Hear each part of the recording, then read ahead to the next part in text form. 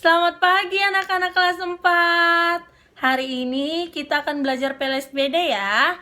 Ibu akan menceritakan cerita rakyat dengan judul Jedopare Tonuwujo. Mari sama-sama kita simak ceritanya. Jedopare Tonuwujo. Mata pencarian orang-orang di Flores Timur dahulu kala adalah nelayan dan meramu hasil hutan.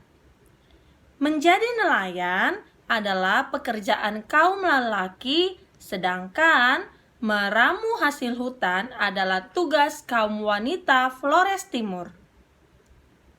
Dengan mata pencarian yang sederhana itu, penduduk setempat seringkali ditimpa bencana kelaparan. Apalagi pada waktu tanaman bahan makanan seperti padi, jagung, kacang-kacang, labu, jewawut, dan lain-lain belum dikenal oleh masyarakat. Hingga pada suatu waktu terjadi bencana kelaparan yang hebat di Flores Timur. Bencana kelaparan itu menimpa seluruh penduduk, termasuk satu keluarga terdiri dari 8 bersaudara. Kedelapan bersaudara ini terdiri dari 7 orang laki-laki dan seorang perempuan yang bungsu. Nama si bungsu ini adalah Jedopare Tonuwujo.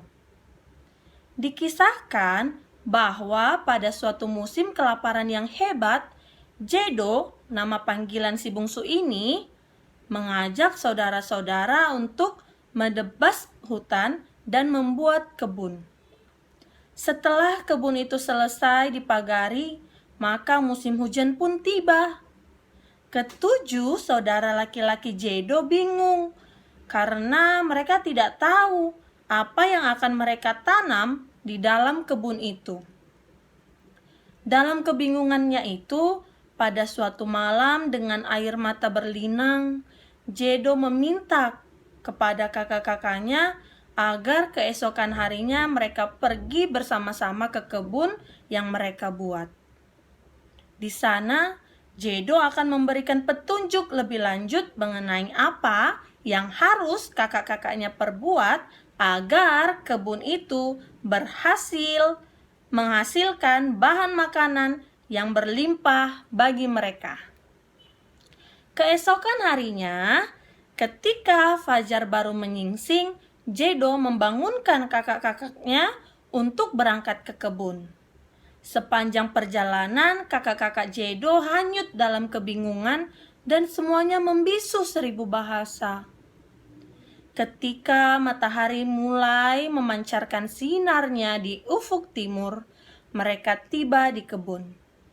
Lalu, Jedo meminta kakak-kakaknya memancang sebatang kayu di tengah-tengah kebun itu. Jedo meminta pula agar sebuah batu ceper yang cukup besar diangkat dan diletakkan berdampingan dengan batang kayu yang sudah dipancang. Kemudian Jedo duduk bersila di atas batu ceper itu, lalu memanggil kakak-kakaknya untuk berdiri mengelilinginya. Kemudian dengan tenang Jedo berkata kepada kakak laki-lakinya yang paling muda. Katanya, "Dengarlah pesan saya, dan setelah saya selesai berpesan, kerjakanlah apa yang saya pesankan. Jangan takut dan jangan sedih, sebab apa yang kupesankan ini sesuai dengan kehendak dewa. Inilah pesanku, yaitu penggallah kepalaku, dan jika nyawaku sudah melayang, biarkan darahku membasahi batu tempatku duduk sekarang dan terus mengalir ke seluruh pojok kebun ini. 6 hari lagi kalian boleh kembali ke sini." Sesudah berpesan demikian, Jedo menundukkan kepalanya. Lalu dengan sedih, saudara-saudaranya memenggal kepala adik perempuan mereka. Darah adiknya itu dibiarkan membasahi batu ceper itu dan terus merembes ke semua pojok kebun mereka. Setelah itu, ketujuh saudara itu kembali ke rumah mereka dengan hati yang sangat sedih.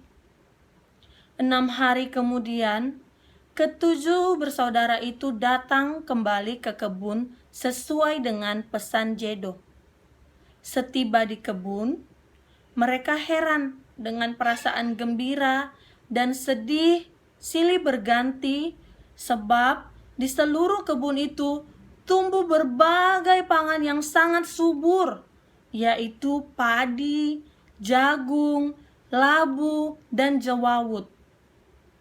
Beberapa bulan kemudian, musim panen pun tiba. Seluruh hasil panen itu mula-mula dikumpulkan di atas batu ceper sebagai suatu peringatan. Barulah diangkut ke rumah dan dimasukkan ke dalam lumbung. Batu ceper itu dan tiang pancang itu disebut Jedo, Pare, Tonu, Wujo. Itulah tempat meletakkan semua bibit yang hendak ditanam dan tempat mengumpulkan seluruh hasil panen sebelum dibawa ke rumah. Hal ini dibuat sebagai kenangan dan sekaligus sebagai penghormatan bagi Jedo Pare Tonu Wujo yang telah mengorbankan seluruh jiwa dan raganya demi kemakmuran saudara-saudaranya. Kini Jedo Tonu Wujo telah tiada dan tinggal kenangan. Tetapi cita-cita dan pengorbanannya akan tetap dikenang sepanjang masa. Demikian anak-anak cerita rakyat kita dengan judul Jedo Pare Tonu Wujo. Kalian sudah dengarkan cerita rakyat yang Ibu ceritakan kan? Sekarang waktunya anak-anak untuk mengerjakan 5 pertanyaan ini. Setelah anak-anak mengerjakannya, nanti anak-anak akan membahasnya ya saat Zoom dengan wali kelasmu. Sampai bertemu di cerita rakyat selanjutnya. Bye-bye!